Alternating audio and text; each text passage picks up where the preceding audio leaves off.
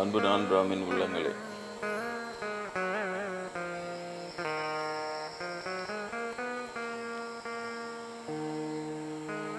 நான் வழக்கம் போல சொல்வதைப் போல நான் பிராமின்ஸ் அனைவருமே கடவுளை காணும் சூத்திரங்கள் கண்ட சூத்திரர்கள் தான். பிராமணர்கள் வெளியிருந்து வந்தவர்கள். அவர்கள் எந்த சமயத்தில், யூத சமயம் அங்கு இயேசுவை கொலை செய்துவிட்டு ஓடி வந்து இங்கு சமணம் பௌத்தம் இதில் நுழைந்து, பிறகு அது ஒழிந்தவுடன் இந்து சமயம் இப்போ நுழைந்து இருக்கிறவர்கள். இவர்கள் எல்லோரும் ஒருவர் தான். இவர்கள் எந்த சமயத்தில் நுழைந்தாலும் இவர்களை முன்னிலைப்படுத்தி இவர்களை வசதியாக காட்டுவதற்காக அப்படி வாழ்ந்து அதில் மற்றவர்கள் இவர்களை உயர்வாக பேச வேண்டும். அதற்கு பதிலாக செயற்கையாக தன்னை வசதியாக பேசி பேசி பேசி பேசி அந்த ஆதி இன மக்களினுடைய உயர்வுகளை எல்லாம் மட்டம் தட்டி பேசி பேசி பேசி மட்டமாக நடத்தி அந்த மாதிரி அந்த ஒரு யுக்தி, மனோதத்துவ ரீதியான யுக்தியை பயன்படுத்தி இவர்கள் தங்களை தாங்களே ஆர்த்தடாக்ஸ் என்று அழைத்து கொள்வார்கள். செல்ஃப் ப்ரொக்ளைம்டு ஆர்த்தடாக்ஸ் என்று பெயர். இந்த ஆதி இன மக்களுடைய தலையெழுத்து என்னன்னா, பிராமணரோட ஏமாந்து எல்லாம் தோற்று அழிஞ்ச பிறகு புத்தி வரும். இது இவர்களுடைய தலையெழுத்து. நான் அடிக்கடி சொல்வதை போல சின்ன டைனோசரை பெரிய டைனோசர் வந்து மூழ்கிடும் பார்த்தீங்கன்னா. அதுபோல் நம்ம ஆளுங்க செய்கிற சின்ன பொய்யெல்லாம் பாப்பார பெரிய பொய் வந்து மூழ்கிடுது. நம்ம ஆளுங்க செய்கிற சின்ன ஏமாத்தெல்லாம் பிராமண பெரிய ஏமாத்து வந்து மூழ்கிடுது. இவ்வளோதான். ஏன்னா அதெல்லாம் செய்யாது இப்போ என் போனால் தப்பிச்சிருக்கிறோம். இதே நான் பிராமின் கம்யூனிட்டியில் பிறந்திருக்கிறேன். அதே காஞ்சிபுரத்தெலாம் படிச்சுட்டு, ஆஹா இது பெரிய மகான், அவர் சொல்கிறதான் சரி. உண்ணாமலையமாக ஏற்கனவே எனக்கு சொல்கிறாங்க, உனக்கு இந்த பிரிவில் ஞானம் வரும், பரிசுத்தம்னா ஞானம் வந்தால் தான் பரிசுத்தமாவாய், ஞானத்தை தேடுவேன் கண்டிப்பாக உனக்கு ஏற்கனவே ரமணரா சம்பந்தரா இதெல்லாம் சொல்கிறாங்க. ஆனாலும் அது பிறகு திருவண்ணாமலை லைப்ரரியில் போய் இவர் எடுத்து படித்தா தெய்வத்தின் குரல் புத்தகம், அதுவரை ஞானம் என்னன்னு தெரியாது. இப்போ அது உங்களுக்கு அடிக்கடி ஞான வார்த்தை காதில் விழுந்துன்னே இருக்குது. அப்போல்லாம் அதெல்லாம் தெரியாது. அப்புறம் சரின்னு அதை எடுத்து படிக்க போய் அவருடைய விளக்கம் எந்த அளவுக்கு இருந்ததுன்னா, உண்ணாமலையம்மா சொன்ன இதையெல்லாம் காணடிச்சிச்சு. இந்த பிறவிலே ஞானம் வரும்னா இந்த பிறவில நான் பிராமின் கிடையாது இல்லையா, அதை படிச்சுட்டு கூட நம்ம பிராமணாக பிறந்தால் தான் நமக்கு ஞானம் வரும் அப்படி எடுத்துக்கினேன். அந்த அளவுக்கு இருக்கும் அவங்களுடைய யுக்தி, பிரச்சார யுக்தி இதெல்லாம். அதனால் இந்த ஆதி இன மக்களுடைய அந்த கர்ம தான் இதை சொல்லலாம், அவங்க தலையெழுத்துன்னு சொல்லலாம். அதனால் உருவாகி என்னை போல் நிறைய பேர் உருவாகி இருக்கலாம் இல்லையா. நிறைய பிரம்மேந்திரர் சொல்கிறதை பார்த்தால் பல 100 விவேகானந்தர்கள் உருவாகி இருப்பார்கள்னு சொல்கிறார். இந்த வர்ணாசிரமம் கண்டு இல்லைன்னா நான் பிராமின் சமுதாயத்திலேருந்து பல 100 அப்படி போடுங்க, பல விவேகானந்தர்னு சொல்லலை, பல 100 விவேகானந்தர்கள் உருவாகியிருப்பாங்கன்னு சொல்கிறார். பத்தியா, என்னை வச்சு தான் சொன்னார். நான் இந்த மாதிரி இதை படித்து திசை திரும்பிட்ட உடனே இதை மாதிரி தான் சொல்லி எனக்கு சுட்டி காட்டுறாரு. இதை மாதிரி தான் உருவாகி இருக்க வேண்டியவங்களை வர்ணாசிரம திசை திருப்பி ஜாதி கடமை செய்ப்போன்னு திருப்பிடுது. அப்போ அந்த இடத்துல ஒரு பிரம்மேந்திர என்னுடைய அதிர்ஷ்டம் அங்கே உட்காந்துக்கிறார். அதுவும் பிராமண அதிலே பிறந்து. அந்த இடத்துல ஆவடி சிவபிரகாஷ் சாமியினுடைய அதிர்ஷ்டம் வன்னியராக பிறந்து. இவங்க 2 பேரும் என்னை தடுத்து அப்படி இல்லைன்னு சொல்லி இல்லைன்னா நானும் காலி. அந்த பல 100 உருவாகி இருக்க வேண்டிய பல 100 விவேகானந்தர்கள் அழிந்தார்கள் எல்லாம் உருவாகாமல் போயிட்டார் இல்லையா, அதில் நானும் ஒருத்தனா உருவாகாமலே போயிட்டுருப்பேன். புரியுதா உங்களுக்கு? அதான் சொன்னார், மிகப்பெரிய மகான்களின் வருத்தம் சமுதாயத்துக்கு இன்னும் புரியலைன்னு சொன்னார். அவங்க என்னமோ இவங்க போடுறானுங்களே சண்டை, ஜாதி சண்டை, நீ வஸ்தி நான் மட்டன், நான் வஸ்தி நீ மட்டன்னு போட்டுக்கிறானுங்களே, அந்த சண்டை மாதிரி எடுத்துக்கிறாங்க. ஆனால் அப்படி இல்லை. மிகப்பெரிய மகான்களினுடைய சோகம் இன்னும் சமுதாயத்துக்கு புரியவே இல்லை. மிகப்பெரிய மகான்களுடைய சோகம் இதுதான். வர்ணாசிரமத்தை பொறுத்தவரை இதுதான். என்னென்னா, உருவாகி இருக்க வேண்டிய பல 100 விவேகானந்தர் நான் பிராமின் சமுதாயத்தில் உருவாமலே போயிட்டாங்க. சரி, இவங்களாவது எதனா உருவாகிறார்களா? இவங்களும் உருவாகிறது கிடையாது.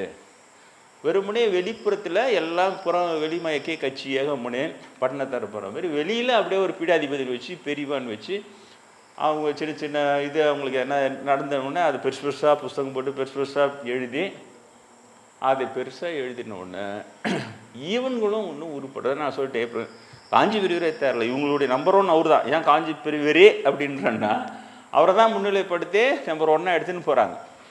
அவரே தேரல மேலே இல்லையா.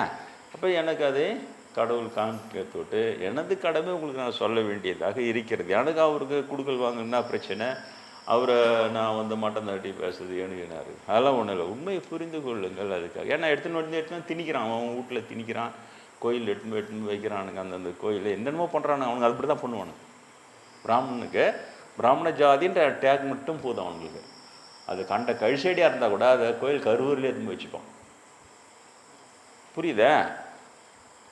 அதனால் அவர் கண்ட கழிச்சடம் சொல்கிற அளவுக்கு இல்லை அவர் ஒன்றும். இருந்தாலும் அவர் தேரலை. ஏன்னா இந்த வர்ணாசிரமத்தை இப்படி பண்ணி என்னை திசை திருப்பின மாதிரி இன்னும் எத்தனை பேர் திசை திருப்பி போயிருப்பாங்க. அவங்களெல்லாம் போய் பிரம்மத்தை காப்பாற்றிருக்க முடியாது. அது இல்லாமல் இன்னும் என்ன நடந்ததோ அது கடவுளுக்கு தான் தெரியும், நமக்கு தெரியாது சார். அது அவங்க காண்பித்தார்கள், அவ்வளோதான்.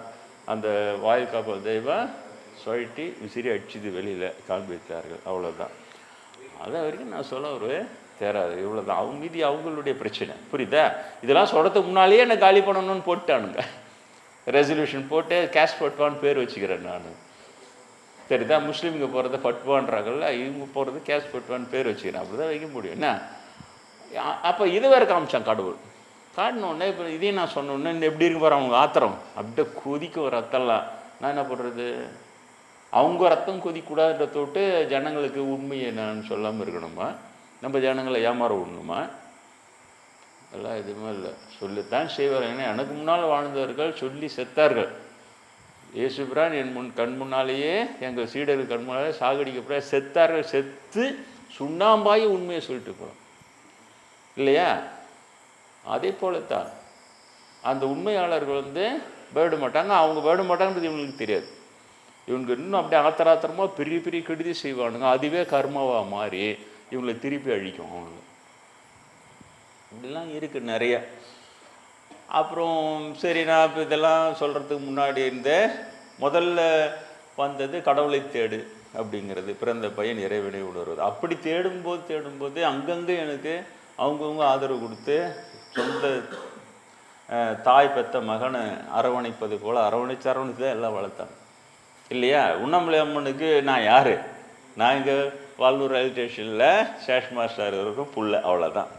நான் படிக்கிறேன், ஸ்கூல் படிக்கிறேன், பாலிடெக்னிக் படிக்கிறேன், அப்புறம் ஒரு வேலை கிடைக்குது, திருவண்ணாமலை போய் சேர்ந்து கோயில் சுற்றுறேன்.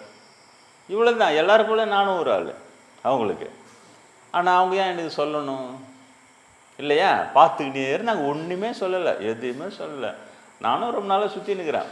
ஒரு கொஞ்ச நாள் சுற்றினோடனே அதில் லஞ்சம் வாங்காது எங்கள் அப்பா அந்த மாதிரி வளர்த்தாரு. அவர் நேர்மையாக இருப்பார். அதனால் நேர்மையாக இரு, அதுதான் கடவுள், உண்மை பேச அதான் கடவுள், நேர்மையாக இரு அதான் கடவுள், அப்படி சொல்லி வளர்த்தார். பெரியாரோட நெருக்கமாக இருந்தவர் தொட்டு. அப்போ நான் என்ன நினச்சிங்கன்னா, லஞ்சம்லாம் வாங்க தொட்டு அவனை பரிசுத்த வாழ்வாளரும் தான் போய் அவங்கக்கிட்ட போய் வளரணும். உண்மையிலே வளரணும் நான். ஆனால் உண்மையாக வளரணும். 19 வயசில் வளரணும். தெரியுதா? அகந்தியாக வளராமல் நான் பரிசுத்த வாழ்வு வாழறேன், எனக்கு ஆசீர்வாதம் பண்ணுங்க அப்படின்னு சொன்னால் அப்புறம் சிரித்தாங்க கலகல. அவங்க சிரிக்க வேண்டிய அவசியம் என்ன? எவ்வளோ பேர் எவ்வளோ வளர்றான். இந்த இப்போ பாப்பார பிராமண சங்கத்தில் ஒரு பாப்பானே வளர்றான். நாங்களாம் பிறக்கும் போதே புனிதமாக பிறந்துடுறோம் அப்படின்னு வளர்றான். அதுக்கெல்லாம் அம்மை சிரிக்கலை இல்லையா? நக்கல் அடிக்கலை, சிரிக்கலை, கிண்டலாம் கேலியெல்லாம் பண்ணலை. ஆனால் நான் அப்படி சொன்னோன்னே சிரித்தாங்க. பற்றியா? அதான் அணுகிறது இல்லையா? அப்போ கவனிச்சுன்னே இருக்கிறாங்க. இவன் என்ன தான் சொல்கிறான். அப்போ எனக்கு கோபம். இப்போ அம்மன் கிட்ட போய் இப்படி கோவம்லாம் வரும். இருந்தாலும் ஒரு கோச்சி போல பெத்த தாய்கிட்ட எதுக்கு சிரிக்கிறீங்க அப்படின்னு. அப்போ இன்னும் எப்படி இன்னும் வாழது. இப்போ நீங்கள் இன்னும் அப்புறம் எப்படி வாழணும்னு சொல்லி நான் அப்படி வாழ்ந்து காட்டுறேன். இதெல்லாம் 19 வயசில் வர இது. அப்போ தான் அவங்க சொன்னாங்க, அது இல்லை, நீ நல்லவன் தான் ஆனால் பரிசுத்தமானவன் இல்லை. நல்லவன் ஆனால் பரிசுத்தமானவன் இல்லையா? அப்படின்னா என்ன? நல்லவன் வேற பரிசுத்தமானவன் வேறையா? ஆமாம், நீ நல்லவன் ஆனால் பரிசுத்தமானவன்னா ஞானம் வந்தால் தான் பரிசுத்தமாவாங்க. உனக்கு என்ன ஞானம் வரல? இந்த உண்ணாமலையம்மா சொன்னாங்களா? இல்லையா? எனக்கு இல்லையா? நான் பிராமண ஜாதியில் பிறந்தேன் இல்லை, சமஸ்கிருதம். உண்ணாமலை அம்மனுக்கு இன்னும் சமஸ்கிருத பேர் கண்டுபிடிச்சி அதை மாத்தல, காஞ்சி பேர், அதுக்குள்ளே ஆயுஸ் முடிஞ்சு போயிட்டார் அவர். மீதி எல்லாத்தையுமே பிரகத் குச்சாம்பிகா என்னென்னமோ மாற்றிட்டார் அவர் பாடுன்னு. சீர்ன்றதெல்லாம் ஸ்ரீன்னு மாற்றி செம்மகே மாட்டார் அவர்.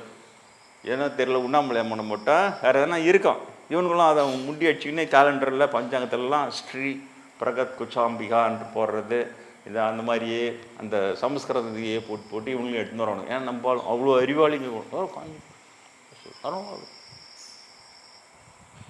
இந்த மாதிரி இருந்ததுன்னா அவன் அந்த மாதிரி தான் இருப்பான். நல்லா உண்ணாமலை அம்மனுக்கு அந்த மாதிரி இல்லை. என்ன பேருன்னு தெரியல எனக்கு சமஸ்கிருதத்தில் என்ன வச்சிருப்பானுங்க அதுக்குள்ள. அப்போ உண்ணாமலை அம்மன்கிட்ட போய் நான் சமஸ்கிருதத்தில் பேரை சொல்லவும் இல்லை, இது எல்லாம் சமஸ்கிருதத்தில் சொல்லியிருக்க முடியுமா? இவங்க சொல்கிறானுங்களே சமஸ்கிருதம் கற்றுங்க, அந்த அந்த என்னது இந்தியை கலந்து பேசி உங்கள் தாய்மொழி அழிச்சுக்குங்க. எவ்வளோ பெரிய அறிவாளிங்க பேர் இவங்க சொல்கிறாங்க இதெல்லாம். என்ன சொன்னால் நாங்கள் போய் சமஸ்கிருதத்தில் சொன்ன உண்ணாமலை அம்மன் கிட்ட, உண்ணாமலை அம்மன் ஹை, நான் பரிசுத்தமானவன் ஹை, அப்படியே பேசினேன். தாய்மொழியிட கருவில் இருக்கும்போது அந்த தாய் என்ன மொழி பேசுகிறாலோ அந்த மொழி சார்ந்த பிரெயின் செல்ஸு அதில் தயாராக இருக்கும். அந்த மொழியில் அது படிப்பும் அது அறிவு வளர்ச்சியும் அதில் தான் இருக்கும். பிரம்மேந்திரரே எழுதுறாரு அப்படி தான். ஏன் தாய்மொழி அவசியம்னா, தாயின் கருவில் இருக்கும்போது தாய் பேசுகிற மொழியில் அது உள்ள அந்த பிரெயின் செல்ஸ் வளரும், அதை கேட்டு கேட்டு உள்ளே வளரும். அப்போ அது வெளியில் பிறந்த உடனே அது அந்த மொழியில் கல்வி கற்கும்பொழுது இயல்பாக அது இருக்கும். நீ இன்னைக்கு புதுசாக போய் ஹிந்தி தான் இல்லை எந்த மொழியோ எதனா ஒரு மொழியை கற்றுக்கோ, இதை கற்றுக்குன்னு இது வழியாக படிச்சு இது வழியாக சிந்திச்சு இது வழியாக முன்னேறுன்னா பெக தான், பாதி தான்.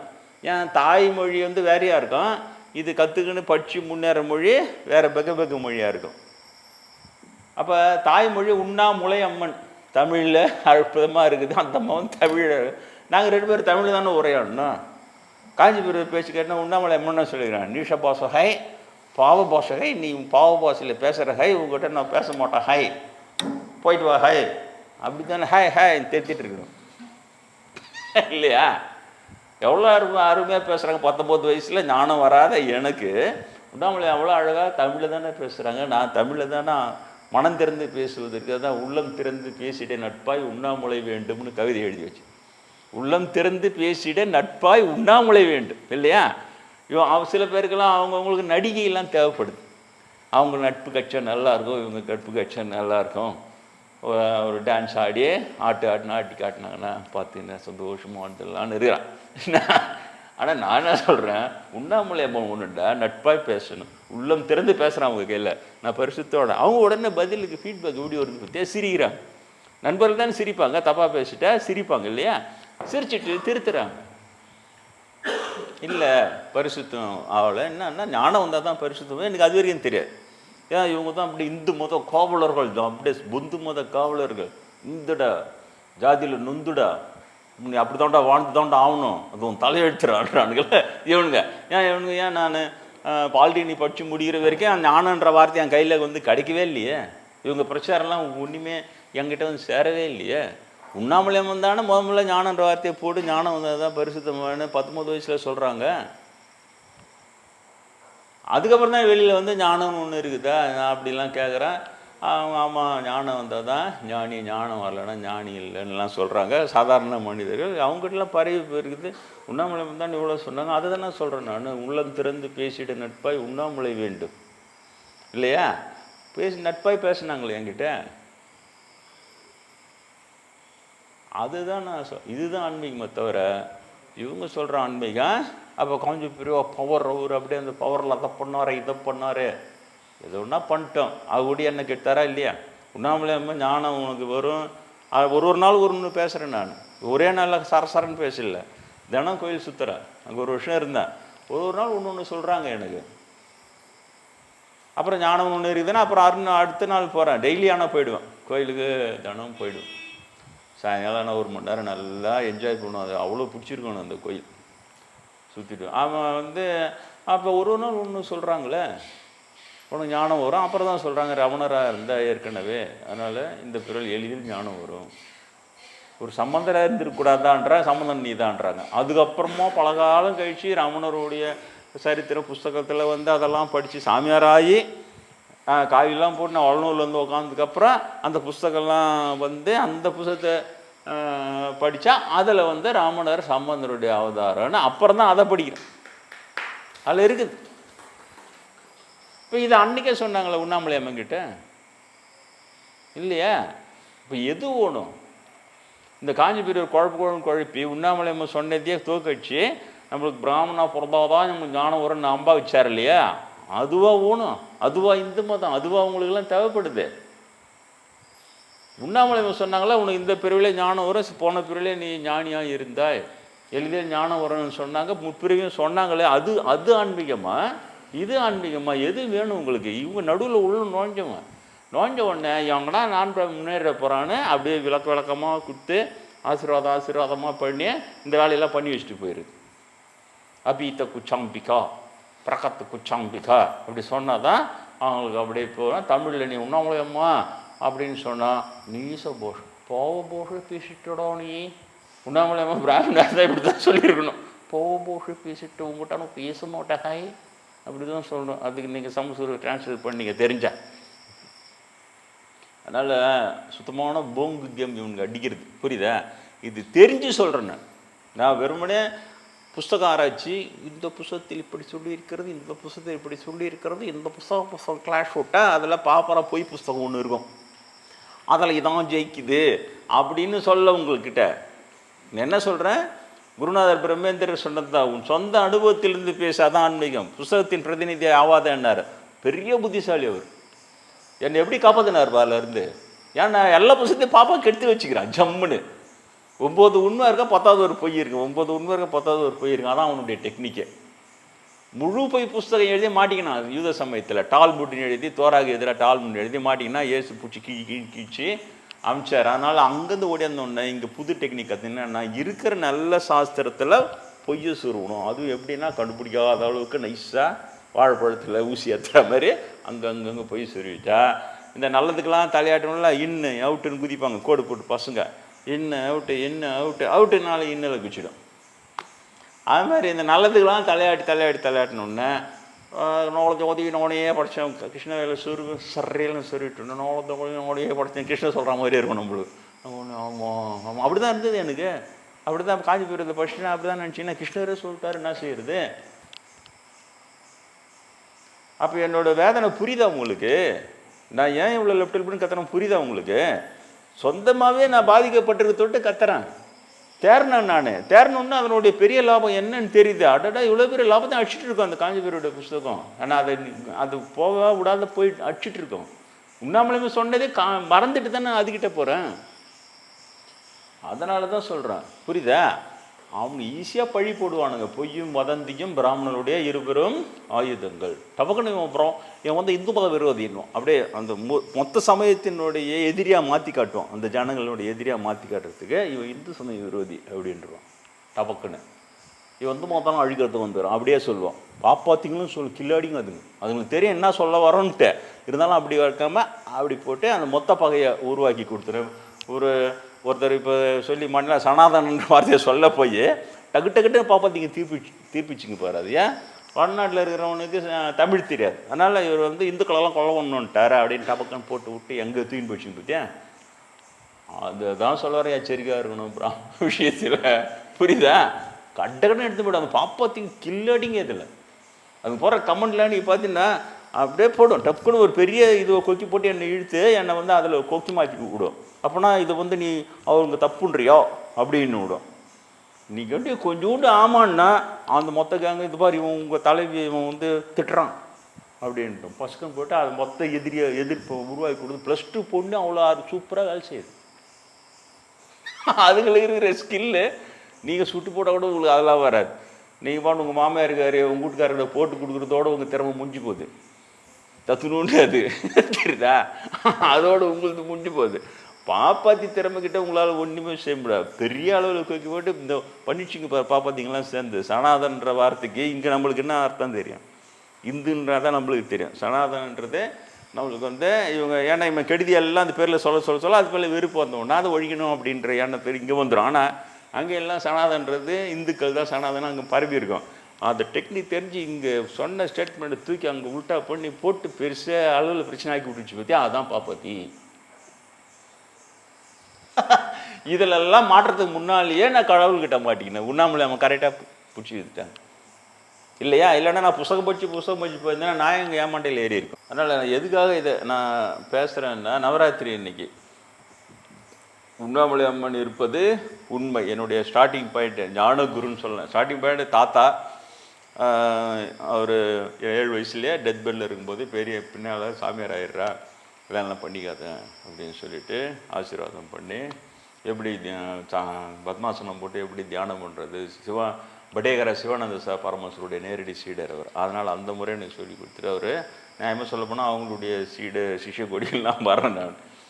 அவர் இனிஷியேட் பண்ணதான 19 வயசில் உண்ணாமலையம்மன் தான் ஞானத்தை தேடு சொல்லி இனிஷியேட் பண்ணி கொடுத்தது. அதனால் தயவுசெய்து இந்த பாப்பார விளக்கம் என்ன விளக்க முட்டாள்கள்னு சொல்லணும். விளக்கம் பாப்பார விளக்கம் கேட்டு கேட்டு முட்டாளானவனுக்கு தான் ராஜாங்க. யாராவது பாப்பார விளக்கம் உங்ககிட்ட கேட்டால் பாப்பார விளக்கம் கேட்ட ராஜாங்களும் ஒரு ராஜா கூட இப்போ காட்டு பார்ப்போம். எந்த ராஜாவும் குஜராத் தூக்கின்றவங்க இப்படி போகிறார் சாமி, வளவன் ஒரு ராஜா பரம்பரை ஒரு பூஜா எடுத்து இப்படி போகிறார் சாமி சொல்லுங்கள் பாப்பா. உருத்திரமாயிட்டானுங்க பாப்பார விளக்கம் கேட்டு கேட்டு உருத்திர. அது நீங்கள் உங்களுக்குனா கொழுப்பு தெரியுதா, பாடு போகிறீங்க, கஷ்டப்படுறீங்க. அப்படியே புள்ள குட்டி நல்லா இருக்கணும், அவங்களும் இருக்கணும், இவங்களும் இருக்கணும். சரி எல்லாம் ரைட்டு. அப்புறம் நான் இவ்வளோ விளக்கம் சொன்னதுக்கப்புறம் காஞ்சிபுரம் ஃபோட்டோவும் உங்கள் பூஜை அறையில் இருக்கணும். அது என்னது? அப்போ அந்த அனுபவப்பட்டு தான் புத்தி வரும். அந்த சொல் புத்தியில் கேட்கலன்னா, சுய புத்தி இல்லைன்னா அனுபவத்தில் தான் அது ஒன்றுமே செய்ய. அது பேர் கர்மான்னு பேர். அது மாதிரி அவனுக்கு ஏற்படுத்திடுவாங்க. எனக்கு அப்படி தான் ஏற்படுத்திட்டாங்க. பிரம்மேந்திரிட்ட போனோடனே அவர் சொல்கிறாரு வர்ணம் இல்லை ஆசிரமில் அதெல்லாம் மணி நடி இருக்குதுன்னா எனக்கு ஏறலையே. இலங்கை சண்டைக்கு போகணும் நானுன்னு சொல்கிறேன்னு, சத்திரியன்ற முறையில் அதர்ம நாடகத்துக்கு போய் சண்டை போட்டு சாக போகிறான்னு சொல்கிறேன்னு. அப்போ கரெக்டாக சொன்னார் பிரம்மேந்திரி. என்னிடம் வருவதற்கு முன்னால் வர்ணாசிரம விளக்கம் மண்டையில் இறங்கிடுச்சு துல்லியமாக. அதான் குரு. அதனால் நான் இவ்வளோ விளக்கம் சொல்லி உன்னால் அதை எடுத்து போட முடியல. அப்போ அதை தான் நான் இங்கே பார்க்குறேன். என்னிடம் வந்த பிறகு அந்த காஞ்சி பிறகு இவ்வளோ சொல்லியும் அதை எடுத்து வச்சு அப்படியே ஒரு இது பண்ணி இருந்தாலும் மொக்கான்கள் என்ன போகும்போது அப்படியே என்னதான் இருந்தாலும் நம்மளாம் சோதோட மனுஷங்க இந்த மாதிரி இருக்கும்போது நான் என்ன நினச்சிக்கிறது. நம்மளுக்கு ஒரு பிரம்மேந்திரர் இருந்தார் கரெக்டாக தலையில் தட்டி. அப்போ தான் அது எனக்கு நியூட்ரலாக இருக்க சொல்லி கொடுத்தார். சரி நான் நீ வர்ணாசிரமம் இருக்குதுன்னு சொல்லாத, இல்லைன்னு சொல்லாத. நீ என்ன எதுக்கு சாவணுன்ற சத்திரியனாக பிறந்தா தர்ம யுத்தம் பண்ணி செத்தா பிராமணாக போகணும், அதனால் அப்போ தான் ஞானம் வரும் நீ நினைக்கிற. ஓகே. ஆனால் இந்த பிரிவில் உனக்கு ஞானம் வந்துடுச்சுன்னா, பிராமணா பிறக்காமலே ஞானம் வந்துடுச்சுன்னா என்னடா இது? அப்படி தான் சொன்னேன், நியூட்ரல் இரு. உனக்கு வரும் கடவுள் உன்னை என்னிடம் அனுப்பியிருக்க, நீ பின்னால் என்னவாவா எனக்கு தெரியும், ஆனால் இப்போ நான் சொல்லக்கூடாது. நியூட்ரல் இரு. வர்ணாசம் இருக்குதுன்னு சொல்லாத, வர்ணாசம் இல்லைன்னா சொல்லிட்டு தூக்கி துறவி. நான் சொல்கிற பயிற்சிகளை செய்து கொண்டே வா. இந்த பிறகு உனக்கே ஞானம் வந்தால் உனக்கே தானாக இந்த வர்ணாசிரம வாதங்கள் உன்னை விட்டு போய்விடும். சொன்னது நானும் அவர் சொன்னதை கேட்டு தீவிர பயிற்சியெலாம் செஞ்சு அந்த கோலை எட்டி பிடிச்சேன். தானாகவே ஓடி போச்சு. கரெக்டாக ஞான அனுபூதி வந்தோம் சித்தியான ஒன்று.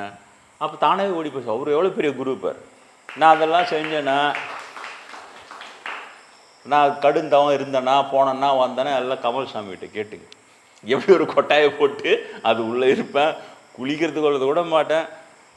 அவருடைய டெய்லி 10 இட்லி இதுக்குன்னே ஒரு எம்மி கெஸ்டட் ரேங்கு டோட் போர்டில் பச்சைங்களை கேட்டு போகிறவர், வசதியே இல்லாத அன்னூர். அப்புறம் ரொம்ப கிராமம். அந்த கிராமத்தில் எங்கள் வீட்டில் தங்கிப்பார். ஏன்னா நண்பன்ற முறையில் என்னை விட்டு அவருக்கு பிரிய முடியல. அதுக்கு எனக்காக அங்கே தங்கி தினம் 10 இட்லி வாங்கின்னு வருவார். அந்த கொடுப்பார் 10 இட்லி துணின்னு. அதில் தான் நான் தியானம் கேட்டு பாருங்க அவர். தெரியுதா? அப்படி தீவிரமாக ஒரு 2 வருஷம் இருக்கும். அது தீவிர சாதகம். ஆனால் ஜெயிச்சுன்னு அவர் சொன்னது சரியாக போச்சு. தானப்போ உங்களுக்கு எல்லாருக்கும் அந்த மாதிரி பாக்கியம் இருக்குன்னு சொல்ல முடியும். நீங்கள் ஒன்றும் ஞானத்தை தேடல, உண்ணாமலை உங்ககிட்ட ஒன்று ஞானம் வரும் போவான்னு பேசலையே.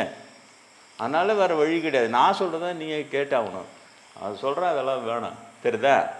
ஏன் வேணாம் சொல்கிறேன்? ஏன் சாமி அது நிறுத்துட்டு எல்லாருக்கும் அப்படி ஒரு கும்பிட்டு போய்ட்டுமா இப்போ என்ன போ அப்படின்னா, வணங்குதல் என்பதன் பொருள் என்னன்னா, ஏற்கிறேன் என்பது உன் கருத்துக்களை நான் ஏற்கிறேன், நான் உடன்படுகிறேன். அறிதல் உணர்தல் என்பதே வணங்குதல். நான் சொல்ல பிரம்மேந்திர ஸ்டேட்மெண்ட். அறிதல் உணர்தல் என்பதே ஒருத்தரை நீ வணங்கினா, நீ சொல்வதை நான் அறிகிறேன், ஒப்புக்கொள்கிறேன். நீ சொல்வதை நான் உணர்கிறேன், ஆனால் உன்னை நான் ஒப்புக்கொள்கிறேன்னு ஒப்பு கொடுத்துள்ளது. புரியுதா? அப்போ நான் காஞ்சி பெரியவர் இது தப்பானது நான் என் வாழ்க்கையில் நிரூபிச்சிட்ட பிறகும் நான் உங்களை அதுக்கு அனுமதிச்சுன்னா, இதுக்கான அர்த்தம் நீங்கள் இப்படி கும்பிட்ட உடனே சும்மா சல்யூட் இல்லை அது. அப்போ அந்த வர்ணாசிரமத்தை நான் ஏற்றுக்கிறேன், அதை நான் அறிகிறேன், அதை நான் உணர்கிறேன், அதுக்கு நான் ஒத்துக்கிறேன்னு அர்த்தம். ஆனால் அது தப்பு.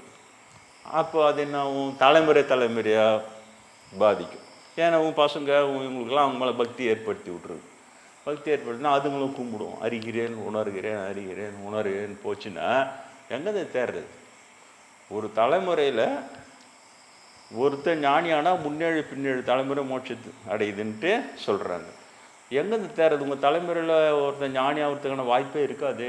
இதையெல்லாம் நீங்கள் பண்ணிங்கன்னா அந்த அக்கறையில் தான் சொல்கிறேன். நீங்கள் காஞ்சி போய் ஒரு ஃபோட்டோ வச்சு இந்த இடத்துல எடுத்து என் ஃபோட்டோ வச்சு கும்பிடுங்க நான் சொல்கிறேன், வானான்றேன். நீங்கள் அடிக்கிற அட்டு எழுத்தெல்லாம் நான் பார்த்துன்னு ஃபோட்டோவில் உட்காந்துன்னு என்னத்துக்கு எனக்குன்றேன். அது என்னைக்குமே என்கரேஜ் பண்ணதே கிடையாது. இங்கே கூட எங்கன்னா என் ஃபோட்டோ வச்சுக்கிறாங்களா?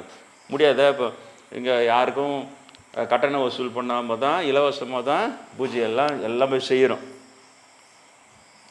நம்ம பிராமணன் பேரே போன வாரம் 2 வாரம் முன்னால் வந்து பாராட்டிட்டு போனார். இந்நேரம் வேறு யார் இருந்தால் டிக்கெட் போட்டிருப்போம் சாமி, எல்லாத்துக்கும் ஒரு சீட்டுக்குள்ளே டிக்கெட் போட்டு கலெக்ஷன் பார்ப்பான். இன்னமும் அதே மாதிரி நீங்கள் செய்கிறீங்க. அவர் நல்ல நண்பர் இல்லையா? நான் உடனே உங்களுக்கு இலவசமாக இதெல்லாம் நடத்துகிறேன், அதுக்கு பதில் என்ன பண்ணேன், எல்லாம் என் ஃபோட்டோவை வச்சுங்க, போகும்போது வரும்போது என் ஃபோட்டோவை எடுத்துன்னு போங்க, வாங்க உங்கள் பூஜை ஃபோட்டோ வச்சுங்க. என்ன இது மாதிரி பண்ண முடியாது என்னால், வேறு வழியே இல்லை, நீங்களும் வாங்கி தான் ஆகணும். ஏன் இங்கே வந்து பூஜை பண்ணி ஆகணும். அப்போ அதுக்கு ஒரு 2 நாளில் போட்டால் ஹை சாமி ஃபோட்டோ வச்சுக்கிறியா நீ அப்படின்னு, இல்லை சாமி ஃபோட்டோ வச்சு இங்கிட்ட வரேன் அப்படின்னு நம்பாள். இதுக்கு பார்த்தீங்கன்னா நீ வாங்கி வச்சுக்கணும். ஏதாவது அந்த மாதிரி இங்கே என்ன பார்த்துக்கிறீங்களா? இல்லவே இல்லை இல்லையா? பெரிய பெரிய பேனர் வைக்க முடியாத என்னால். அவங்க பரதநாட்டியம் செஞ்சாங்க, அவங்க வச்ச பேனரில் ஒரு பக்கம் என்ன ஃபோட்டோ தவிர, இந்நேரம் நவராத்திரி விழா ஆசிரமம் சுற்றி வை, அந்த ரோடு இப்போ வேறு எண்ணெய்ச்சி போட்டோம், போகிறவங்களாம் போகணும், நவராத்திரி விழா தோசம் இவ்வளோ பெரிய உருவம் ஆசீர்வாதம் பண்ணுறாரு. முடியாத வைக்க முடியாத, என்னால் செய்ய முடியாத. வாடான்ற என்ன திரும்ப இங்கே வர உண்மைகள் கருத்துக்கள் அவைகளே நீங்கள் உணரும் பொழுது மட்டும்தான் அது உங்கள் தலைமுறைக்கு நன்மை பயக்கும், உங்களுடைய ஆன்மாவையும் தேர்ச்சி அடைய வைக்கும். அதனால் யாருக்கிட்டையுமே நம்ம அன்பரோட யாராவது செய்ய மாட்டாங்க. போன சாமி போட்டோ வச்சுக்கோ, நம்ம அன்பர்கள் ஒருத்தர் செஞ்சால் அவர்கிட்ட கூட சொல்லிட்டு அது மாதிரிலாம் பண்ணாதீங்க, உங்களுக்கு பிடிக்குதுன்ற தொட்டை இந்த வச்சுக்கோ, உங்களுக்கு நல்லது நடக்கும் அப்படி இல்லை அதெல்லாம் வேணாம். எனக்கு அதில் இன்ட்ரெஸ்ட் இருந்தால் தான் நான் அதை நீ ஆதரிக்கணும். எனக்கு அதிலலாம் இன்ட்ரெஸ்ட் இல்லை. எனக்கு ஆர்வம்ன்றது இது தான். ஒவ்வொரு தனி மனிதனும் ஏன் உண்ணாமலை அம்மன் என்னிடம் பேசும் பொழுது ஏன் உங்களிடமும் பேசக்கூடாது? பேசலை. அப்போ உங்களுக்கிடம் பேசணுன்னா உங்களுடைய என்ன திருத்தம் தேவைப்படுகிறது? அந்த திருத்தத்தை கொண்டு வந்துட்டால் நீங்களும் உண்ணாமலை அம்மன்கிட்ட போய் உள்ளம் திறந்து பேசிட நட்பாய் உண்ணாமலை வேண்டுமே, உண்ணாமலை உங்ககிட்ட நட்பாக பேசலாமே. அதுக்கு தான் நான் சரி, அதுதான் பெரிய லாபம் மாட்டேது. அன்னைக்கு உண்ணாமலை 19 வயசில் இவன் கிடக்கிறான் ஏதோ பையன் வளர்றான்னு நினைக்காம சிரிச்சிட்டு விளக்கமாக டெய்லி விளக்கம் சொல்ல ஆரம்பிக்க போய் தான் நான் இன்றைக்கி தேரியே வந்து உட்காந்து நிற்கிறேன். அந்த புண்ணியத்தில் தான் பின்னாளில் ஞானியாவாய் நேரிலே தரிசனம் தரேன்னு சொன்னவங்க 39 வயசில் நேரில் தரிசனமும் தந்தாங்களே. இது ஆன்மீகமாக பாப்பார சொல்கிற சம்பஸ்காரம் தான் பூதிக்கும். அப்படி பறிக்கிற தோஷ நிவர்த்தி பண்ணிக்கோ, புரியுதா? இதே மாதிரியே அமாவாசை இன்னைக்கு மாலை அமாவாசை நேற்று பார்த்தீங்கன்னா ஃபுல்லாக இப்போ சதுரகிரி மாலை பிரபலமாகுதுன்னா ஃபுல்லாக புஷ்டானுங்கள்ல வழியேற இவங்க உட்காந்துக்கின்னு அதில். இப்போ உனக்கு வந்து இது இன்னும் பிரபல மலை, இங்கே ஒரு மலை இருக்குதுல்ல திருவண்ணாமலைக்கு நேராக பர்வத மலை இன்னும் ஃபேமஸ் ஆகலை. நீ என்ன சொல்கிறேன் எழுதி வச்சுக்கோ. பர்வத மலை ஃபேமஸ் ஆகி ஜனங்க நல்லா போயிட்டு வராமல் நல்லா பண்ணிட்டாங்கன்னா பர்வத மலையில் அமாவாசைக்கு தர்ப்பணம் கொடுத்தா அவங்க முன்னோரெல்லாம் மோஷம் ஆகணும்னு ஒருத்தர் சொல்லிடுவோம். ஒன்றுன்ட்டு சொல்லிட்டோன்னா பருவ மலை பூரா 10 அடி ஒரு பாப்பா உட்காந்துக்கின்னு உனக்கு உங்கள் அம்மா அப்பாவுக்கு தர்ப்பணம் பண்ணி கொடுப்பான். தெரியுதா? ஏன் உங்கள் அப்பா அம்மாவுக்கும் சம்ஸ்கிருதம் தெரியாது, உனக்கும் சம்ஸ்கிருதம் தெரியாது, அந்த சாமிக்கும் சம்ஸ்கிருதம் தெரியாது. அமாவாசைன்ற தமிழ் சொல்ல இன்னைக்கு கேலண்டரில் இருந்து இதில் இருந்து பஞ்சாங்கத்திலேருந்து அமாவாசையை போடுறோம் சார். அமாவாசை அந்த வடமொழி போட்டு போட்டு அமாவாசை அப்படி போனால் தானே அது. திரும்ப திரும்ப இந்த மரமாட்டேங்களுக்கு சொல்கிறேன். என்கிட்ட பேசுகிற உண்ணாமலை அம்மா ஏன் இந்த ஹை போட்டு பேசலை? பரசக்த ஹை அப்படி சொல்லிடலாமே. பரசக்த ஹை கானம் வந்தாதான் நீ பரசக்தமாக ஹை அப்படிலாம் சொல்லிடலாமே. ஒரு ஹையும் போடலையே. எவ்வளோ அழகாக இனிமே என்கிட்ட தமிழில் பேசுகிறாங்க. பேசுறது மட்டும் இல்லை, உண்மை நிரூபித்து காட்டினாங்களே. 19 வயசில் சொன்னாங்க பின்னாடி ஞானியாவை தரிசனம் தரான்னாங்க, 39 வயசில் தராங்களே. இன்றைக்கி 59 தாண்டி வந்து உட்காந்து உங்ககிட்ட பேசினுக்கிறேனே, அவனை செத்து போகலையா எழுதி வச்சுட்டு? நேராக உங்ககிட்ட தான் உட்காந்து பேசிட்டு இருக்கிறேன். உண்ணாமலை இங்கே தானே இருக்கிறாங்க, 70 கிலோமீட்டர் தானே, 40 மைல் சரௌண்டிங்கில் எல்லாருக்கும் அண்ணாமலையார் தான் குரு அப்படின்னு இருக்குது சாஸ்திரத்தில். மைல் கணக்கில் பார்த்தா இது எட்ஜு, அண்ணாமலையாருடைய அந்த 40 மைலுடைய சர்க்கிளுடைய எட்ஜு இது. நான் அப்பப்போ தான் நினச்சி இங்கே தானே ஸ்கூலில் படித்தேன். அப்பா இப்போ நிறைய கூட பழைய நிகழ்ச்சிலாம், அப்பா இங்கேருந்து காப்பாற்றினாங்கடாயாப்பா, இங்கேருந்து காப்பாற்றினாடாயாப்பா. அப்போ அவங்க நம்மளை கவனிச்சுனே இருந்துக்கிறாங்க சின்ன வயசுலேருந்து. கெட்டு போகிறதுக்கு நிறைய வாய்ப்பு இருந்தது. எல்லாத்துலேருந்து காப்பாற்றி தான் 19 வயசில் அங்கே போனவுடனே ஞானம் தேடு பரிசுத்தமாகன்னு சொல்லி வரும் உனக்கு உறுதியும் கொடுத்து, நீ ஜெயிச்ச உடனே உனக்கு தரிசனமும் கொடுப்போம் கொடுத்தாங்கன்னா எவ்வளோ பெரிய விஷயம் இது, எவ்வளோ பெரிய விஷயம். வாக்குறுதியே கொடுக்குறான் இதில் தேர்தலில், அதில் ஒரு 4% சும்மனங்காட்டி நிறைவேற்றிட்டோம் அப்படின்றான் மனுஷன். எவ்வளோ பெரிய வாக்குறுதி யார் கொடுத்து நிறைவேற்றி காட்டி நிரூபித்து காட்டின அந்த உண்ணாமலை அம்மனுக்கு இங்கே நம்ம பூஜை போடுவோமா? அதை விட்டுட்டு சடங்கு சம்பிரதாயம்னு சொல்லிக்கின்னு பாப்பா அவங்க ஏமாத்துற இதையே அதே பிராமணர் ஜாதியில் சேர்ந்தால் பிரம்ம அவர் சந்நிதியை வச்சுக்கிறேன்ப்பா. நான் யார் சொல்லி வச்சேன்? நான் அவர் கையாலே திறந்து வச்சேன். அதால் ஸ்பெஷல்.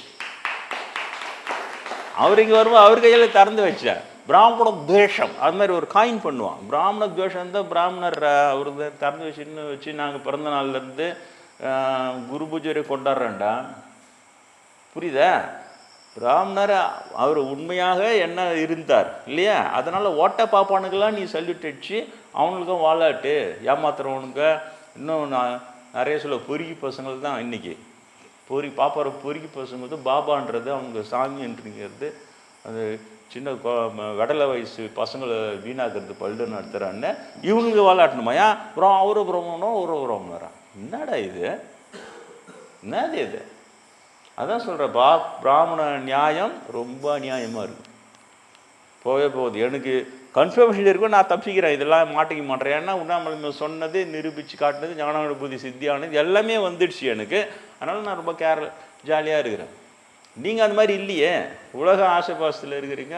அவங்க வாதன்ற பேரில் எடுத்து இறக்கணுங்களா ஒரு பாதியாவது உங்களுக்கு அந்த பக்கம் சாயம். என்ன தான் இருந்தாலும் அவங்க சொல்கிறதுலேயும் கொஞ்சம் உண்மை இருக்க தான் இது செய்யுதுன்னுவான் நம்பாலே. அதனால் இவ்வளோ லெப்டின்னு கத்துறேன்.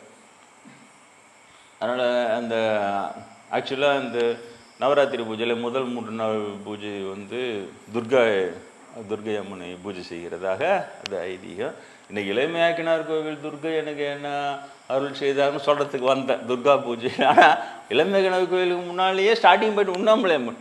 அதனால தான் போது முதல் நாளே உண்ணாமலை அம்மன்கிட்டயே சுற்றுறேன் நான் பாட்டு. இன்னும் இளமையாக்கினார் கோயிலுக்கு அம்மைக்கிட்ட போவே இல்லை இல்லையா? இரவியே உலகின் தாயே, ஏன்னா அவங்க சொன்னாங்க உலகத்துக்கே தாய் நான் என்னோட ஒன்று கருணையாச்சேன். நாங்கள் அதுக்கப்புறம் அங்கே போய் இல்லையா அது சொல்ல வந்தேன். இதனால் பரவாயில்ல, 2 நாள் இருக்குது இன்னும். அது நாளைக்கு நாளைக்கே சொல்கிறேன். ரொம்ப நேரமாகிடுது. ஏற்கனவே சொன்னது தான். எனக்கு அது ஆர்வமாக இருக்குது. நான் என்ன செய்யுது அவ்வளோ அதில் இருக்கிற சந்தோஷமே தனி தான் இல்லையா? அவங்க சொல்லி 19 வயசில் சொல்லி 29 வயசில் ஞானானுபூதி சித்தியாகி 39 வயசில் அவங்க தரிசனமும் கொடுத்ததுன்னா அதை எடுத்துன்னு வந்து 59 வயசில் சந்தோஷமாக பேசாமல் அப்புறம் எப்போ பேசுறது?